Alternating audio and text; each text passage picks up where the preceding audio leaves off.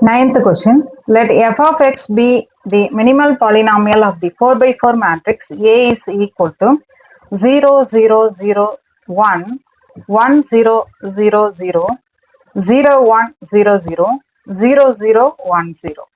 Then the rank of the 4 by 4 matrix f of A is option A 0, option B 1, option C 2, option D 4. இந்த question பார்த்தீங்கன்னா December 2012 கேட்டிருக்காங்க CSIR எக்ஸாம்ல. இந்த கொஸ்டினோட answer இத்தனை நேரம் நீங்க கெஸ் பண்ணியிருந்துக்கலாம். ஆப்ஷன் ஏ 0ன்றது தான் correct answer. Rank of the 4 by 4 matrix F of A is 0. இந்த ஆன்சர் எப்படி வந்ததுன்றதை இப்போ பார்க்கலாம்.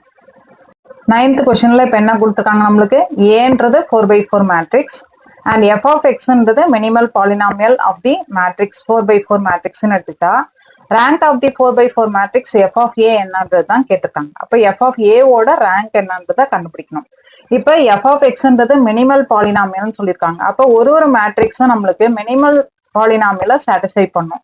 அப்போ எஃப் ஆஃப் எக்ஸ்ன்றது நம்மளுக்கு மினிமல் பாலினாமியல் அப்படின்னாக்கா F of X is equal to 0. இது வந்து நம்மளுக்கு இந்த ஒரு மேட்ரிக்ஸும் சாட்டிஸ்ஃபை பண்ணோம் அப்படின்னா எப்படி எழுதிக்கலாம், F of A is equal to 0ன்னு எழுதிக்கலாம்.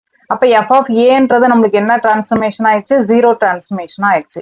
அப்ப இதோட ரேங்க் பாத்தீங்கன்னா கண்டிப்பா 0. So rank is 0. இதுல ஐடியா நம்மளுக்கு மினிமல் பாலினாமியல ஒரு மேட்ரிக்ஸும் சாட்டிஸ்ஃபை பண்றதுனால அந்த வந்து 0 டிரான்ஸ்ஃபர்மேஷனா போயிடும். அப்ப அதுக்கு ரேங்க் பாத்தீங்கன்னா கண்டிப்பா 0ன்றது தான் கரெக்ட் ஆன்சர். ஸோ ஆப்ஷன் ஏன்றது rank of F of A is equal to 0. இந்த ரோ ஆஃப் எஃப் ஆஃப் ஏன்றது ரேங்க் ஆஃப் எஃப் ஆஃப் ஏன்னு அர்த்தம். இப்போ rank of F of A is equal to 0. இதான் வந்து கரெக்ட் ஆன்சர்.